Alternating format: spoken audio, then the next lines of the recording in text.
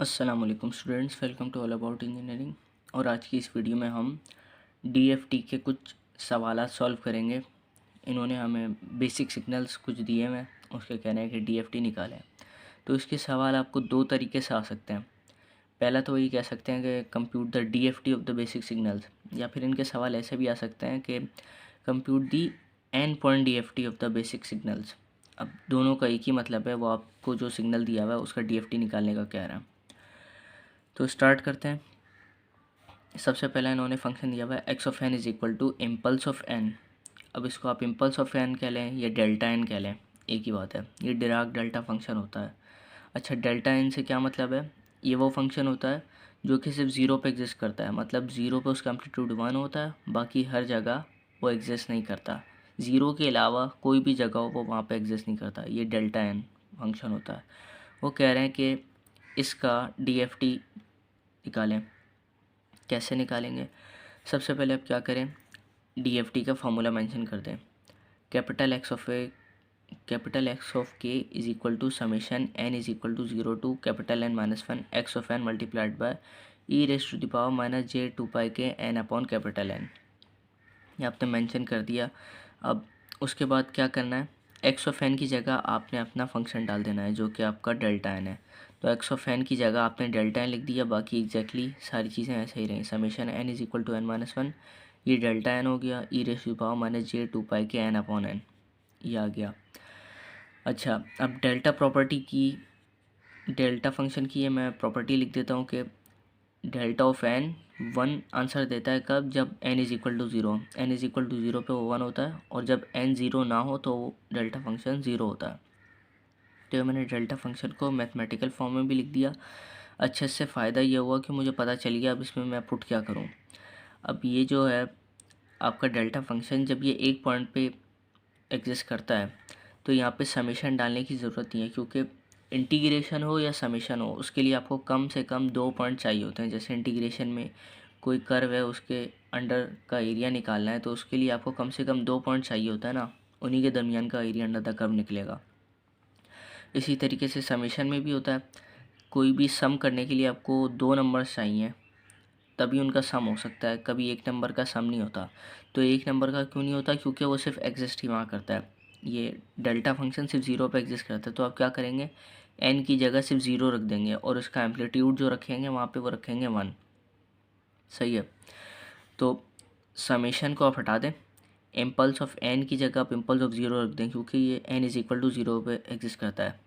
वो कर दिया इम्पल्स ऑफ ज़ीरो, और यहाँ पे भी जो स्मॉल एन है उसकी जगह आप ज़ीरो रख दें।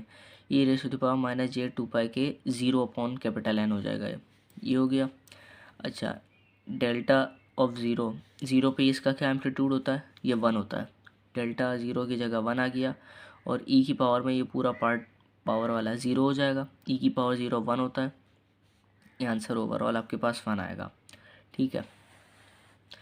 इसी के साथ नेक्स्ट सवाल आता है हमारा, x of n is equal to delta of n minus n naught. ये पिछला सवाल ही है, बस इसमें आपका डेल्टा फंक्शन शिफ्ट हुआ हुआ है एन नॉट टाइम्स। उसको देख लेते हैं। अब इसको कैसे सॉल्व करेंगे? सबसे पहले फॉर्मूला मेंशन करते हैं डीएफटी का। X of k is equal to summation n is equal to zero to capital n minus one x of n multiplied by e raise to the power minus j two pi k n upon capital N. सही है। अब जैसे पिछले सवाल में मैं बता रहा था कि delta function, pure delta function जो होता है वो ज़ीरो पे एग्जिस्ट करता है, मतलब वो ज़ीरो पे वन होता है। अब ये जो शिफ्टेड डेल्टा होता है ये क्या होता है? ये जितना शिफ्ट हुआ हुआ होता है ना, ये उस पर एग्जिस्ट करता है। अगर ये लिखा होता डेल्टा एन तो ये n is equal to zero पे एग्जिस्ट करता है। अगर ये लिखा हुआ है delta of n minus n naught, तो आप एन माइनस एन नॉट ये जो है इसको आप इक्वल टू ज़ीरो रखें तो आएगा n is equal to n naught. तो इसका ये मतलब है वो एन नॉट पे एग्जिस्ट करता है। सही है। ये एन नॉट पे एग्जिस्ट करता है, एम्पलीट्यूड इसका वन ही है। ये जैसे सवाल था आपका ये वाला, अगर आप इस एन को इक्वल टू ज़ीरो रखें तो n is equal to zero आता है। इसका ये मतलब होता है कि प्योर इम्पल्स फंक्शन ज़ीरो पे एग्जिस्ट करता है। यहाँ पे क्या हो जाएगा, ये n minus n naught is equal to zero करेंगे तो n is equal to n naught पे ये डेल्टा फंक्शन एग्जिस्ट करता है। वो करेंगे तो आपने क्या करा, एक्स ऑफ एन को सबसे पहले आपने delta of n minus n naught पे लिखवा दिया। एक्स ऑफ एन की जगह आपने ये डाल दिया फंक्शन अपना, बाकी चीज़ ऐसे ही छोड़ दी। अब ये नोटेशन लिख दी पूरी कि delta of n minus n naught one होता है कब, जब n is equal to n naught होता है। वो सिर्फ वन मतलब एग्जिस्ट उस वक्त करता है जब n is equal to n naught होता है, और जब एन एन नॉट के बराबर नहीं होता तो वो एग्जिस्ट नहीं करता, या फिर यूँ कह लेंगे वो ज़ीरो होता है। यहाँ पे भी ज़ीरो होगा, वो यहाँ पे भी ज़ीरो होगा।